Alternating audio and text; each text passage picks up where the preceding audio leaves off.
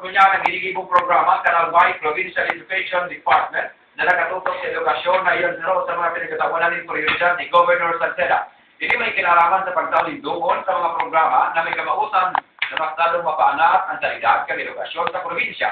Aperan sa scholarship program, pinagkatawanan man ng rekonosimiento ang mga matitibay na school park principals para tokdo, mga estudyantes, pati na ang mga gobyerno lokal sa Balikan Kalunong Award. Sa Ibonanado, pinalawig pa ang Provincial Education Department ng pagsolitaire nominasyon sa mga gusto mag-entra sa search. Ang award is rich dito sa maabot na Oktubre kasabay ka-reservasyon ang International Teachers Day. Bientras tanto, masunod sa mga darapulang manata sa Secretary ng Phil Candidat City, pinag-uralan na Spanish Ambassador to the Philippines, pagiging West Ped de Honor. Detalles, pagkwenta ng mga darapulang paretang niya.